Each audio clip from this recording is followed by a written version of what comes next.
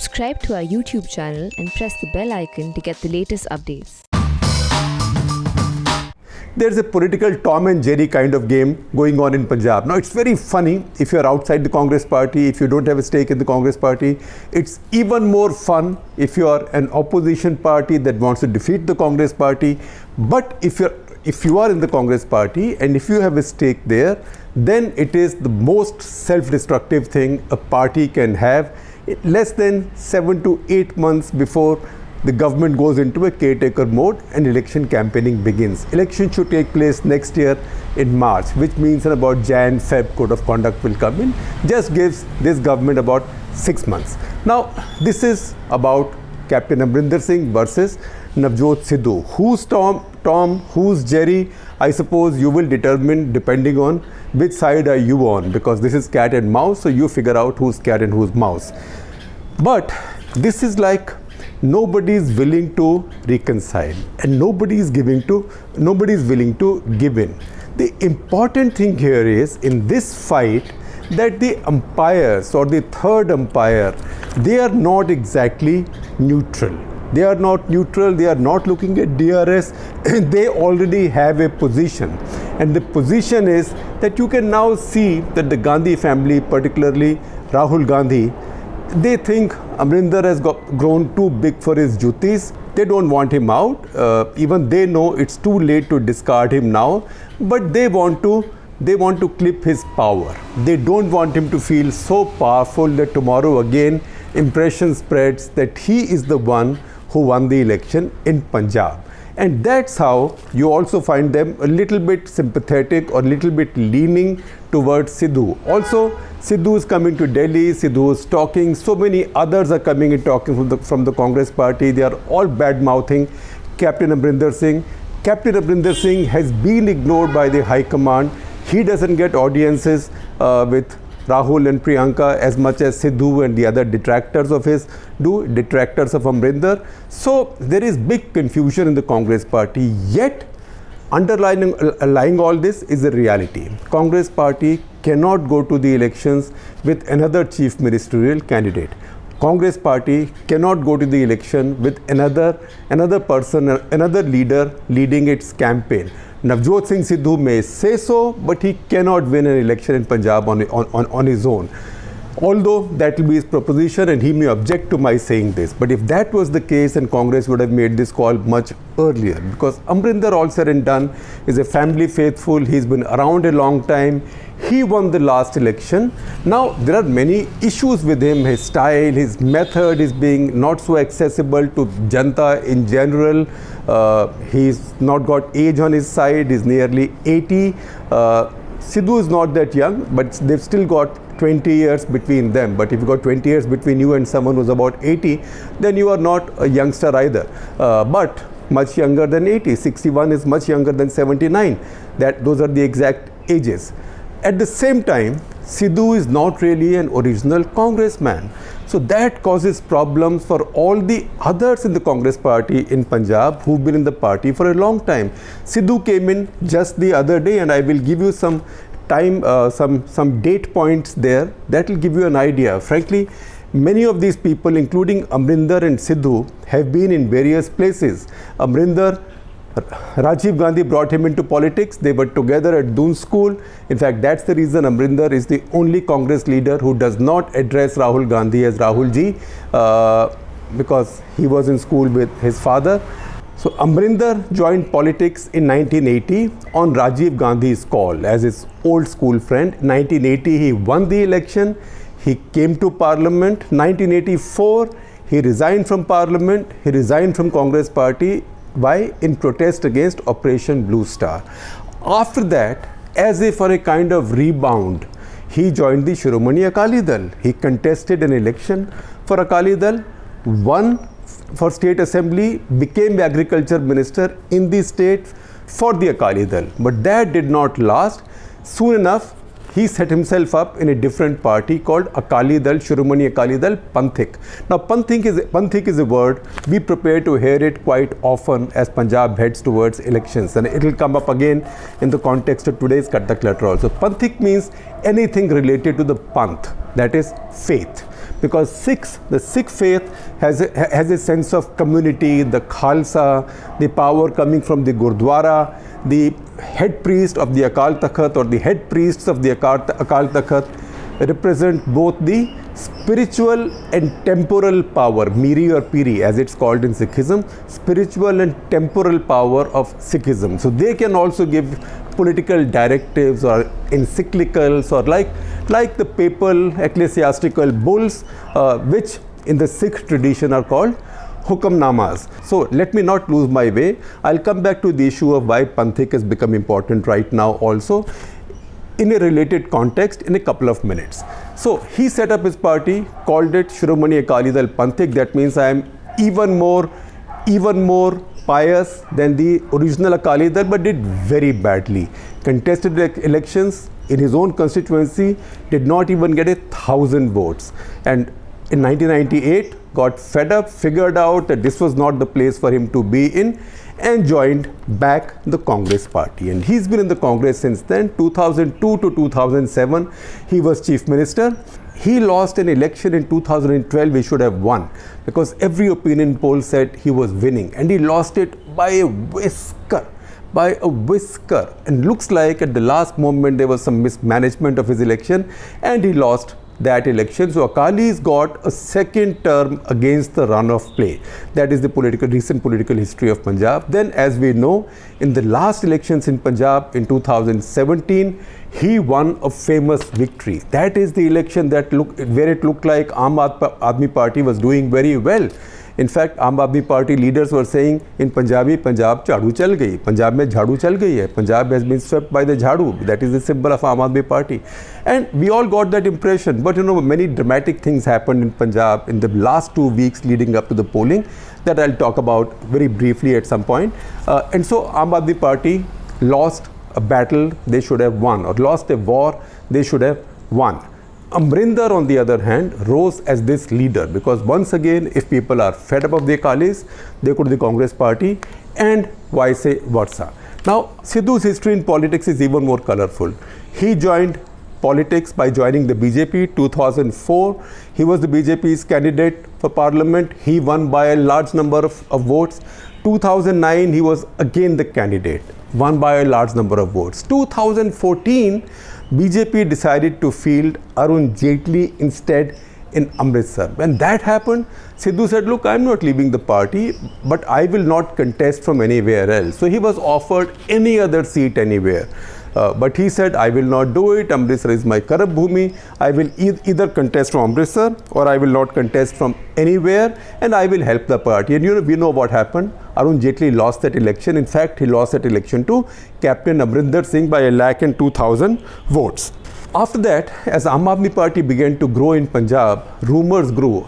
Sidhu lives in the halo of, or like a miasma of, rumors around him. And so far, rumors have generally benefited him. So he's been shrewd enough as a politician to make use of them.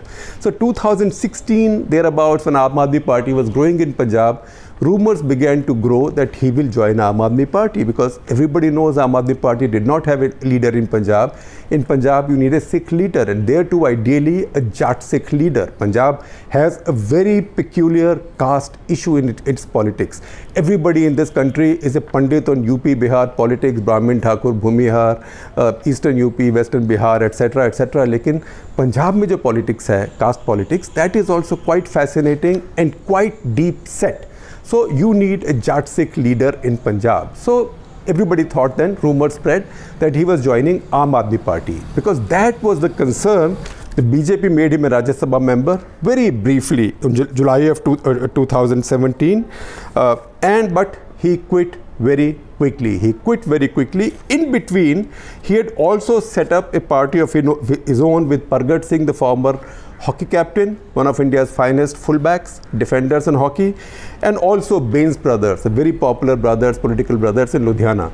A party called Awaz-e-Punjab that sounded a bit like AAP, but that did not also go anywhere. So he joined the Congress party. In 2017 assembly elections, he contested for Congress party kept his promise. Amritsar, so Amritsar East seat, that is for the assembly, and won by 43,000 votes, and then became minister, third minister to be sworn in after Amrinder Singh in his cabinet. There wasn't much love lost even then between him and Amrinder, but he was sworn in because he was quite a star and quite a face, and he had been twice elected MP from the state and Amritsar. So he's somebody that everybody saw some future in. Never mind that until recently he was in the BJP. In fact, he's one of those very rare people who spent time successfully in the BJP and left to join the Congress party. Of course, he does not come from an RSS background.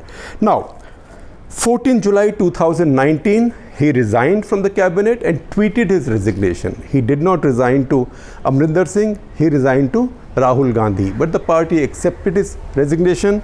He's resigned since then. In fact, I will also share with you the link for an off-the-cuff interview that my colleague Chitleen Sethi and I had done with him in Chandigarh. That was at a time when you could still do these things with an audience. So please look that up and see. It tells you, all of you know what Sidhu is all about, what Sidhuisms are all about. Now what's happening in Punjab is, Punjab has a bunch of issues. Unfortunately, none of these issues is about how to restore Punjab back to being the richest state in India. Punjab has declined very heavily over the past 3 decades. One reason Punjab has declined, of course, is because it had that decade of insurgency, a decade and a half of insurgency, terrible insurgency and terrorism.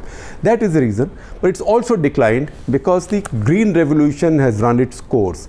The wealth that Green Revolution had brought, it is there, it brings in the money, but not that much, not the kind of wealth that industry can bring, a good job can bring, not like that. So other states have caught up, and Punjab actually today is in the bottom half of the poorest states in India. It's not in the top half of the least poor states in India. So the issue should have been how to restore Punjab to its old glory, even glory in sport. But unfortunately, that is not the issue right now.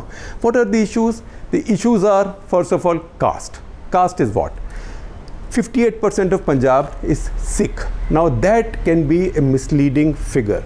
If you look at this 58%, and if you see, for example, the Pew survey, when they asked people of various religion their caste, there, of this 58%, I mean, then the base becomes 100%, 46% say that they are general category Sikh. That means Jats and Khatris and Bhapas as they are called. 47% said they are scheduled caste. They are Dalits. If you look at Punjab itself, it is counterintuitive, but Punjab has the largest Dalit percentage of voters or population in the entire country. Punjab's Dalit population is larger as a percentage of total population than UP, Bihar, anywhere. Now, those Dalits in Punjab are also in various categories. Most of them are Sikhs. Most of them are Sikhs, and there's no need for me to go into minutiae of subcastes and things. But traditionally, most of them do not vote for the Akali Dal. They vote for the Congress instead. Why does that happen? So in Punjab, if Dalits are 32%, and among all Sikhs in India, Dalits are 47% and general categories 46%, rest are OBCs. Gyani Zail Singh, for example, was from another backward caste, the carpenter caste. So, in that situation, who wins the election in Punjab? If the Dalit vote stays with the Congress party, and the Hindu vote stays with the Congress party, and the Akalis and the BJP stay split, Hindus will not vote for the Akali Dal, and Hindus are still very, very wary of Aam Aadmi Party for the kind of company it's been keeping in Punjab. In that case, Congress would think it's a slam dunk. We are winning this election. A new spoiler has come in. That spoiler is that the Akali Dal has now signed up for an alliance with Bahujan Samaj Party. Bahujan Samaj Party does not sweep the Dalit vote in Punjab as it does in UP. What it does, on the other hand, is it gets a confirmed 3% vote, never less than 3%, and at its peak, it got 8% vote. Remember, Kanshiram was from Punjab. He was a Punjabi. He was from the Ramdasiya caste, which has Sikhs as well as Hindus. So Mayawati will come, campaign. If BSP can transfer 6%, 7%, 8% vote, then in a three-way fight. That is Akali, BSP on the one side, Congress on the other, and Aam Aadmi Party. BJP will not count for very much. Anything could happen. So Dalit vote in Punjab has now become very, very, very important. And for the Congress party, it is very important to hang on to that, because if they have instability now, chances are some of that will go away. So in fact, you read a story on the print, I think it will be out later today or tomorrow, that Jyoti Yadav, my young colleague has done, on this caste issue in Punjab, on how serious it is. The second issue in Punjab is the drug problem. Now again, this is an issue that only comes up when elections are coming up. Last time elections were coming up, drug problem came up, Udta Punjab came in, looked like everybody in Punjab was high, right? And nobody was sane. That was a humongous exaggeration and so unfair to the Punjabis. Punjab has a drug problem, but not like that movie. That movie was a disaster. It was a terrible fiction. In fact, Punjabis are very tolerant. If a movie like that had been made about some other state, you might have seen more trouble. See the trouble that Karni Sena caused with very harmless kind of movies. Yet, that came up at election time and was then forgotten. Now elections are coming, so it's come back. So pressure on Amrinder Singh is, why have you not put young Mr. Majithia, who is Harsimrat Kaur Badal's brother, in jail for being allegedly the kingpin of the drug mafia? Now the fact is that no court has charged him. The fact is that no agency, police, ED, nobody has charged him. There are some interrogation statements, you know, how much are they worth and what an interrogation by Punjab police is worth. Leave all that aside. Now the fact is that there was an SIT set up, an STF as it's called, that was set up. The court said, did not see anything in it. So Amrinder's point is, how can I just send him to jail?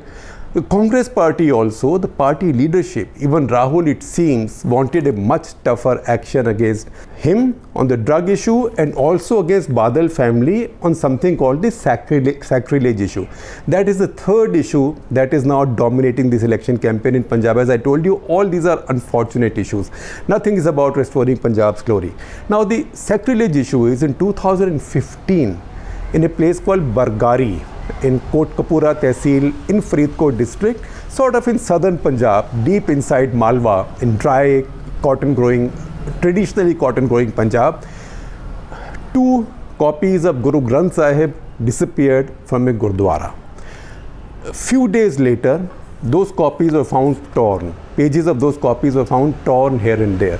Now in the Sikh tradition, the Guru Granth Sahib is a living Guru, because the last Guru, the 10th Guru, had said that after me there will be no Gurus. This book is your Guru, Guru Maniyo Granth.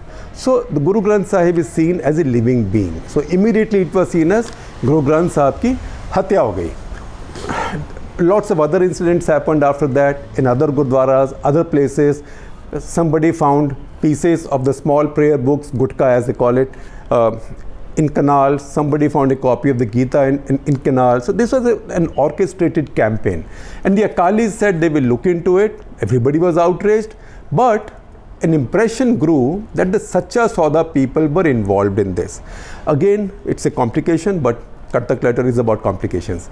Sacha Sauda chief, Ram Rahim, who's now been in jail, deservedly so, he once came out, I think in 2005, completely turned out like Guru Gobind Singh, like in Guru Gobind Singh's attire. That is sacrilege. In Sikhism, nobody can pretend to be a Guru, because the Guru had said, I am the last, there won't be another Guru. So he was immediately attacked, criticized. Not just that, but Akal Takht, which is the supreme temporal and spiritual body of the Sikhs, they excommunicated him and they declared him to be a non-Sikh. Remember, these excommunication orders can only be issued against those who are claiming to be Sikhs, not against people who are non-Sikhs. So they said that he can't be accepted as a Sikh, and they thought that Badal family will really go after him. But no such thing happened, because Dera Sacha Sauda also controls a lot of votes. He's been transferring that votes lately only to the BJP or BJP's allies. So Akalis did not want to alienate him, And remember, a lot of his following is Punjab's Sikh and Hindu underclass. So a lot of Punjab's Dalits, for example, are his followers. So this was a chance of getting a vote that Akali Dal doesn't normally get. Now that issue has been hanging fire since then. Nothing's happened with that. There was an SIT set up by Amrinder. That SIT gave a report. That report was given in a sealed cover to the High Court. The pressure on him from his High Command also is, why don't you release that report? He says, what can I do? High Court has kept it sealed. They say, but why can't you get it done? Your Advocate General is not fighting enough. So Amrinder's detractors say your Advocate General is soft. So everything is caught in this chota mota tamasha. No big picture, no vision thing, not even the farmers' issue, not even the farm laws. In the middle of this has come in Arvind Kejriwal now with his offer of 300 units of free power. So that is where the Punjab political situation today stays. And no clear theme has emerged in the election as yet. The party that looked like a front runner by a very long distance just a month back is right now looking like it is setting its own house on fire. I would say they haven't fully done it, but I think they made a good beginning already. So if you have any stake in the Congress party, this is not a funny show. Tom and Jerry it may be, but you will not be laughing if you're in the Congress party. Everybody else who's against the Congress party is having a mighty laugh.